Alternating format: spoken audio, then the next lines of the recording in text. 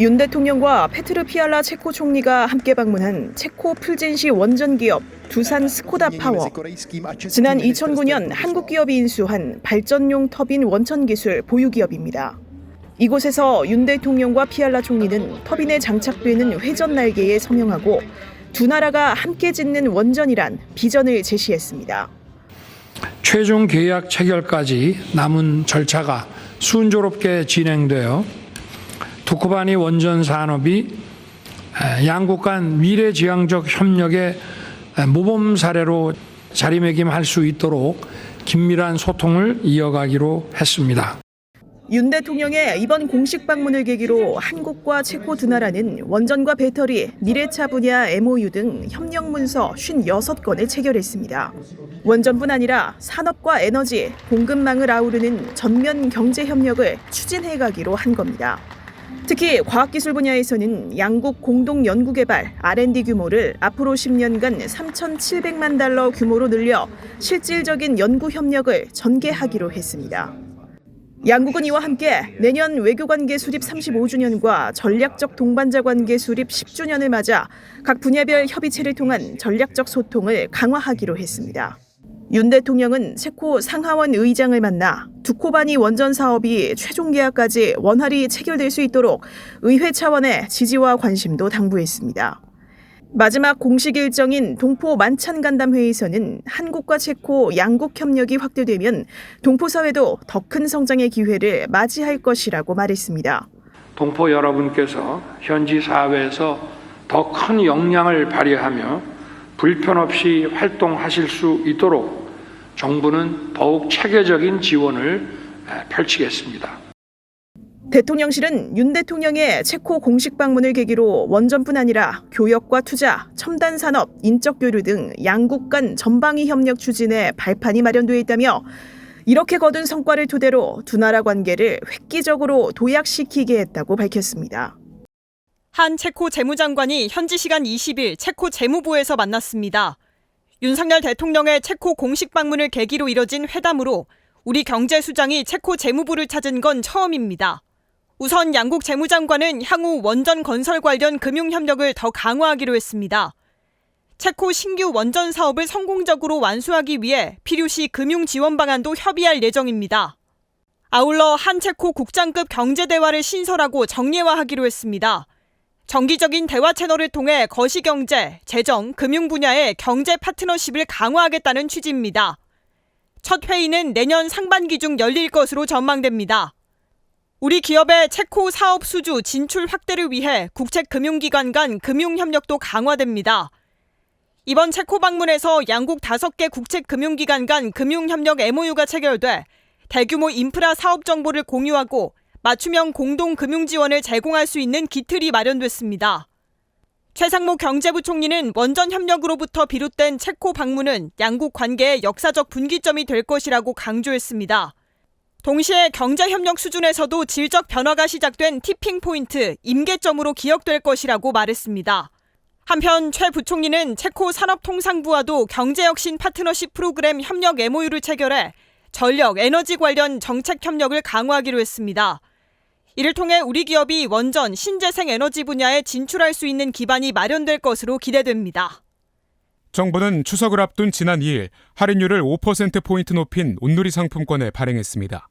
종이 상품권은 10%, 모바일 카드형은 최고 15%까지 할인폭이 커졌습니다.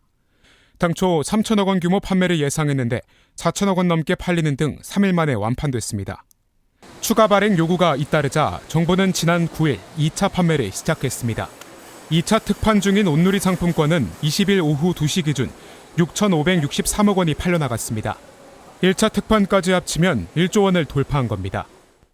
온누리 상품권에 대한 국민의 호응이 높아지면서 지난 10일부터 이 온누리 상품권 사용처를 정부가 확대했습니다. 앞으로는 시장 내에 있는 학원, 병의원, 노래방 등에서도 온누리 상품권 이용이 가능합니다. 한편 정부는 온누리 상품권을 지류형 대신 카드용으로 확대할 계획입니다. 부정유통과 지폐 발행 비용 문제 등이 있기 때문입니다. 다만 온누리 상품권 주고객이 고령층인 만큼 전통시장에 주기적으로 현장 안내소를 설치해 상품권의 모바일 카드용 사용 방법을 안내할 계획입니다. 유명 연예 기획사라며 보내온 문자입니다. 고수익 일자리가 있다며 유혹하는데 낚시용 피싱 스팸 문자입니다.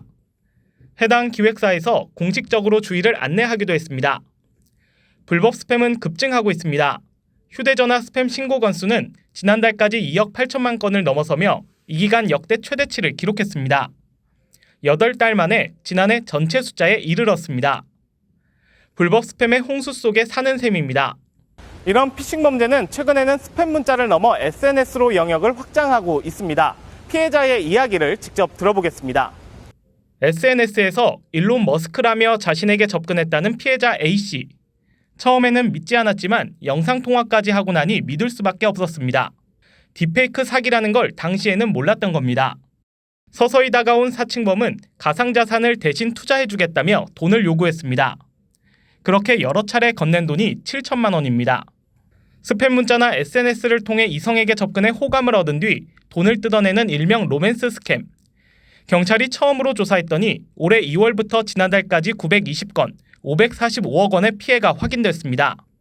문제는 피싱 범죄 대응이 기존의 불법 스팸이나 보이스 피싱 등에 초점이 맞춰져 있어 SNS 등을 활용한 신종 피싱은 따라가지 못하고 있는 형국입니다. 실제 피해가 발생해야만 일반 사기로 처벌할 수 있습니다. 날로 진화하고 있는 피싱 범죄, 그만큼 억울한 피해도 불어나고 있습니다.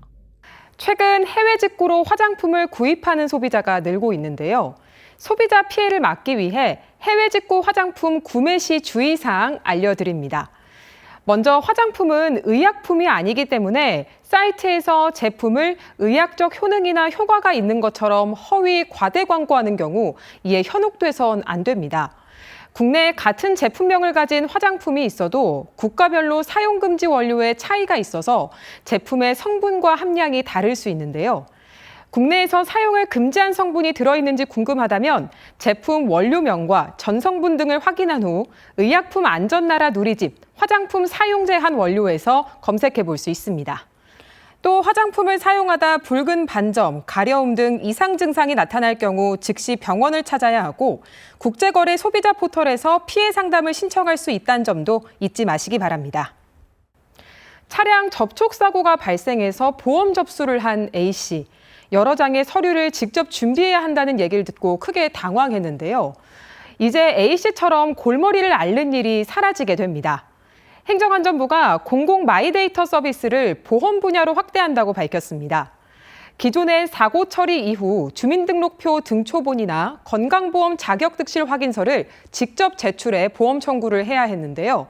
앞으로는 자동차 보험 보상 청구 과정에서 갖춰야 할 서류들을 공공 마이데이터를 활용해 손쉽게 제출할 수 있습니다.